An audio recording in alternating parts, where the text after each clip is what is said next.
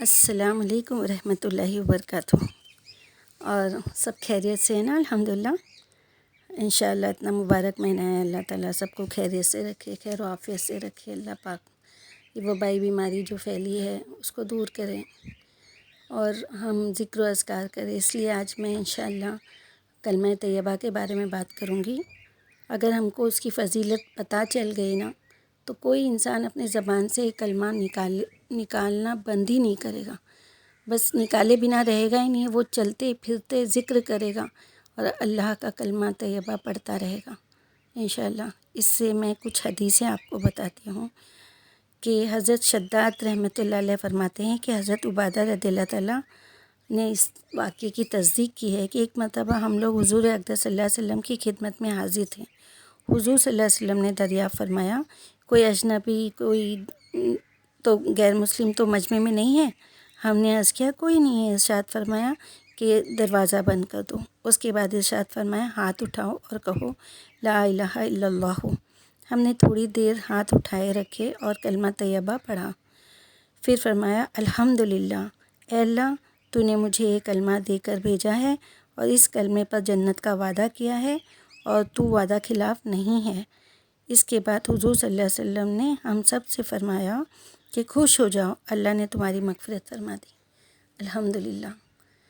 سوچو نا کتنے گناہ سرزد ہو جاتے ہیں ہمارے سے، کتنی چھوٹے چھوٹے گناہ ہم لوگ غور بھی نہیں کرتے، جو چھوٹی چھوٹی باتوں سے وہ پہاڑ جیسے بن جاتے ہیں، اور پھر قیامت کے دن ہماری وہ سب کا ہم کو تولا جائے گا ترازو میں، اور پھر اس کا ہم کو جواب دینا پڑے گا۔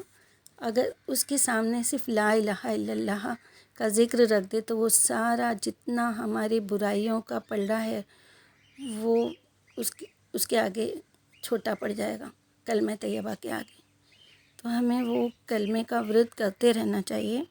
اور ایک حدیث ہے آپ صلی اللہ علیہ وسلم کی کہ حضور اقدس صلی اللہ علیہ وسلم نے ارشاد فرمایا کہ اپنے ایمان کی تجدید کرتے رہا کرو، یعنی تازے کرتے رہا کرو۔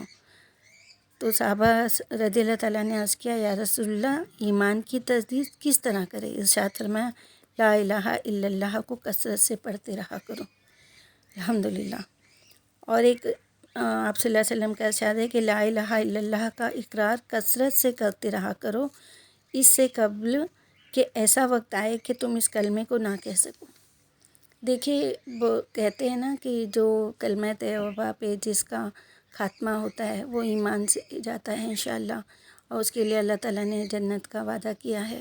تو ہمیں اسے زندگی میں ہی چلتے پھرتے پڑھنا چاہیے، اور چلتے پھرتے اس کا یہ ذکر ہماری زبان پہ رکھنا چاہیے، سوتے وقت، بیٹھے وقت، کام کرتے وقت ہم دوسرے بھی اذکار کریں اور ساتھ میں یہ بھی کریں۔ تو جب آخری وقت میں ہو سکتا ہے کہ اللہ تعالیٰ ہماری زبان پہ کلمہ طیبہ، اور اس کو سچے دل سے پڑھے اور صدقے دل سے پڑھے۔ صرف یہ نہیں ہوتا ہے کہ لا الہ الا اللہ محمد رسول اللہ، لیکن اس کا مطلب بھی سمجھنا ہے کہ اللہ کے سوا کوئی الہ نہیں ہے نا، اللہ کے سوا کوئی معبود نہیں ہے، اور آپ صلی اللہ علیہ وسلم ہمارے رسول ہے نا اللہ تعالیٰ کے۔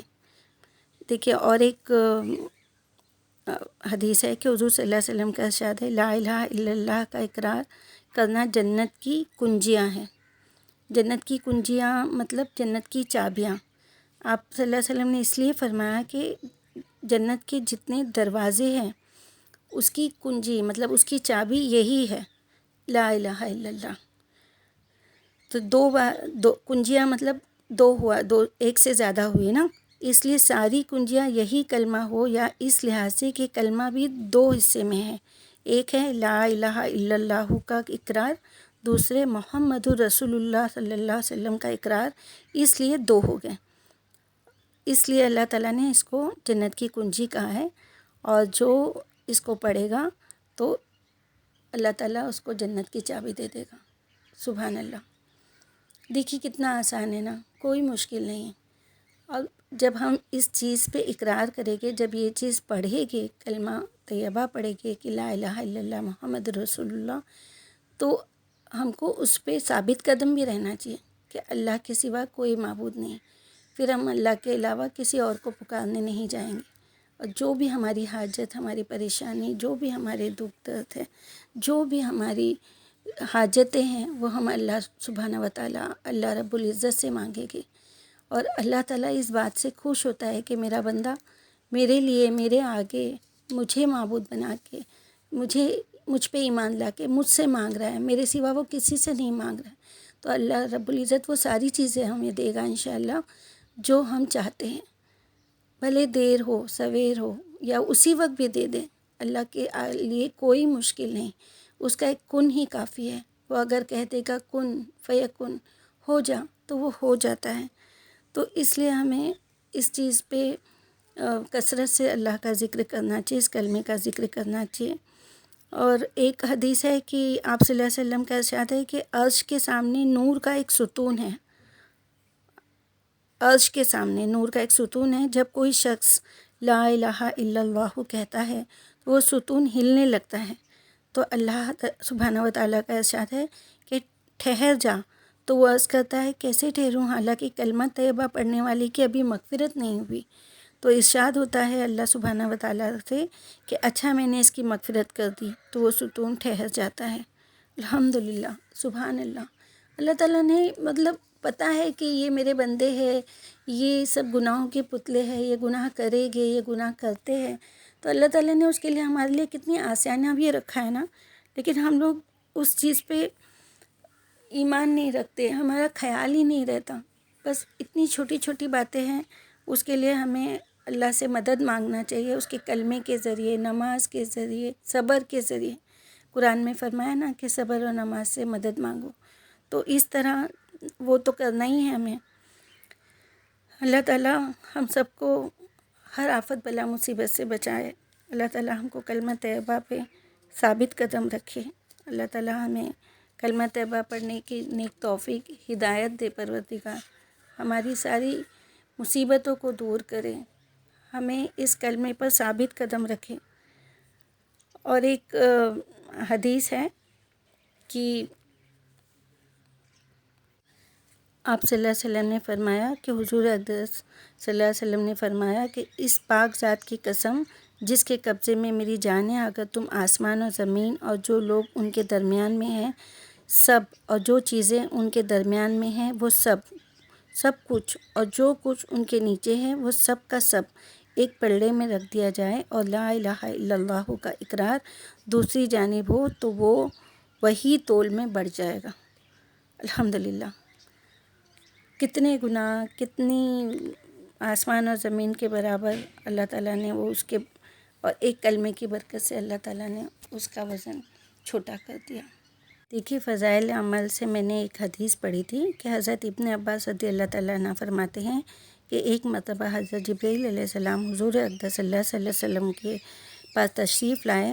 حضور صلی اللہ علیہ وسلم نہایت غمگین تھے۔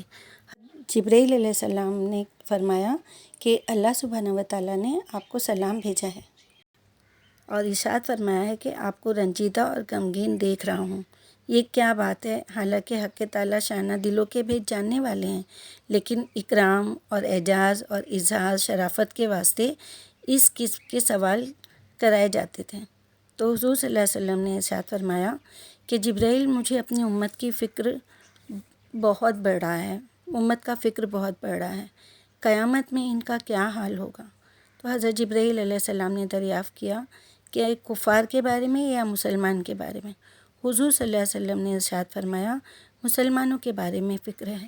حضرت جبرائیل علیہ السلام نے حضور صلی اللہ علیہ وسلم کو ساتھ لیا اور ایک مقبرے پر تشریف لے گئے جہاں قبیلہ بنو سلمہ کے لوگ دفن تھے۔ حضرت جبرائیل علیہ السلام نے ایک قبر پر ایک پر مارا اور ارشاد فرمایا اللہ کے حکم سے کھڑا ہو جا۔ اس قبر سے ایک شخص نہایت حسین خوبصورت چہرے والا اٹھا، وہ کہہ رہا تھا لا الہ الا اللہ محمد رسول اللہ، الحمدللہ رب العالمین۔ حضرت جبرائیل علیہ السلام نے ارشاد فرمایا کہ اپنی جگہ لوٹ جا، وہ چلا گیا۔ پھر دوسری قبر پر وہ دوسرا پر مارا اور ارشاد فرمایا اللہ کے حکم سے کھڑا ہو جا۔ اس میں سے ایک شخص نہایت بدصورت، کالا منہ، گہری آنکھوں والا کھڑا ہوا، وہ کہہ رہا تھا ہائے افسوس، ہائے شرمندگی، ہائے مصیبت۔ پھر جبرائیل علیہ السلام نے فرمایا اپنی جگہ لوٹ جا۔ اس کے بعد حضور اقدس صلی اللہ علیہ وسلم سے عرض کیا کہ جس حالت میں یہ لوگ مرتے ہیں اسی حالت میں اٹھیں گے۔ جو انسان کلمہ طیبہ کے ساتھ جائے گا تو وہ جب اٹھے گا قبر سے، قیامت کے دن اٹھے گا، تو جو جس حال میں گزرے گا وہ اسی حال میں اٹھایا جائے گا۔ اور کبھی کبھی تو لوگوں کے ساتھ ایسا ہوتا ہے نا کہ سکرات کے وقت وہ کلمہ بھول جاتے ہیں۔ ایک واقعہ میں نے سنا تھا، اور یہ جو حدیث میں نے آپ کو ابھی بتائی یہ فضائل اعمال سے تھی۔ اور ایک واقعہ میں نے سنا تھا ایک بیان میں کہ ایک ڈاکٹر کا بیان تھا کہ ایک پیشنٹ تھی، وہ بس آخری وقت ہوگا اس کا، پر وہ ڈاکٹر کو سمجھ بھی نہیں آ رہا تھا، وہ نرس کو، اب وہ بول رہی ہے مجھے کلمہ پڑھاؤ، مجھے کلمہ پڑھاؤ، مجھے کلمہ پڑھاؤ، مجھے یاد نہیں آ رہا ہے، مجھے کلمہ پڑھاؤ۔ لیکن اب وہ ڈاکٹر پیشنٹ کو، ہر پیشنٹ کچھ نہ کچھ تو کہتے ہی رہتا ہے نا، تو وہ اپنے گڑبڑ میں وہاں سے چلی گئی۔ اور اس کے بعد نیکسٹ ڈے آئی تو پتہ چلا رات کو اس کا انتقال ہو گیا۔ اب وہ اسی حالت میں گزر گئی۔ کیا اس نے زندگی میں کلمہ نہیں پڑھا ہوگا؟ لیکن کلمہ پڑھنا، اس پہ ایمان رکھنا، اس پہ عقیدہ رکھنا، اور اللہ تعالیٰ سبحانہ و تعالیٰ سے دعا کرنا کہ اللہ تعالیٰ ہمارا خاتمہ تو ایمان پہ کرنا، اللہ تعالیٰ تو ہمیں مرتے وقت کلمہ نصیب کرنا، اللہ تعالیٰ تو ہماری آخرت میں ہم کو کلمے کے ساتھ میں اٹھانا، قیامت کے دن جب ہم کو اٹھایا جائے تو اللہ تعالیٰ ہم تیرے کلمہ طیبہ کے ساتھ اٹھے، اللہ تعالیٰ ہم شہادت دیتے ہوئے اٹھے، اللہ تعالیٰ ہم لا الہ الا اللہ محمد رسول اللہ کہتے ہوئے اٹھے، ہم بھی الحمدللہ رب العالمین کہتے ہوئے گزرے، ہم بھی کلمہ طیبہ پڑھتے ہوئے گزرے، اور ایمان کے ساتھ اللہ ہم کو قیامت میں اٹھائے۔ اللہ رب العزت ہماری دعاؤں کو قبول فرمائے۔ اللہ تعالیٰ ہم کو کلمہ پڑھنے کی توفیق دے، اور اس کلمے پہ چلنے کی توفیق دے کہ اللہ کے سوا کوئی معبود نہیں، صرف اللہ سے مانگو، اور اللہ رب العزت ہماری ساری دعائیں انشاءاللہ قبول کرے گا۔ آمین یا رب العالمین۔ السلام علیکم ورحمۃ اللہ وبرکاتہ۔